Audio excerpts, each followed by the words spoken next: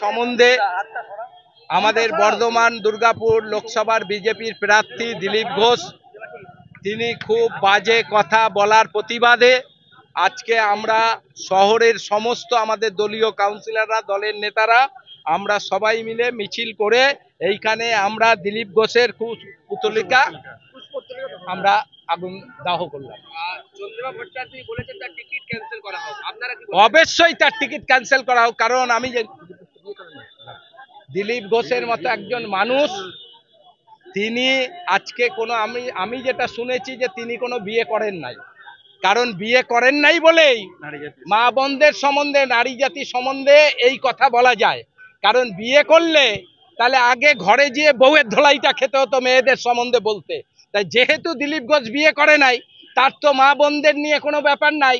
আর আমরা যদি এরকম কথা বলতাম বউ আগে আমাকে ঘরে পিটাতো যে তুমি আমাদের সম্বন্ধে কি বলেছো। তাহলে দিলীপ ঘোষের সেটা সুবিধা, যেহেতু বিয়ে করে নাই ওনার কোনো ব্যাপার নাই, তাই উনি মা বোনদের সম্বন্ধে যত নোংরা কথা উনি ব্যবহার করছেন। এটা মানুষ দেখছেন। আমরা বর্ধমান দুর্গাপুরের আমাদের যত ভোটার আছে আমরা মানুষের কাছে আবেদন করব যে যেরকম একটা মানুষ এখানে ভোটে দাঁড়িয়েছে বিজেপির, যে মা বোনদের সম্মান দিতে জানে না, সেই মানুষকে আপনারা কি করে ভোট দেবেন? কি করে মা বোনরা ভোট দেবে?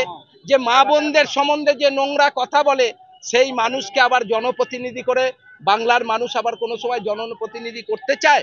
সেটাই আমাদের দাবি থাকবে আমাদের বর্ধমান দুর্গাপুরের মা বোনদের কাছে। সরকার আমাদের দলীয় নেতৃত্ব তারা নির্বাচন কমিশনকে জানিয়েছে, সেটা দেখা যাবে নির্বাচন কমিশন কি দায়িত্ব পালন করে।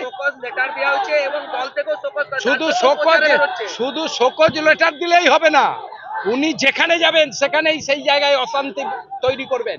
এই অশান্তি যাতে উনি বাংলায় তৈরি করতে না পারে তার জন্য ওনাকে উচিত শিক্ষা একটা দেওয়া দরকার।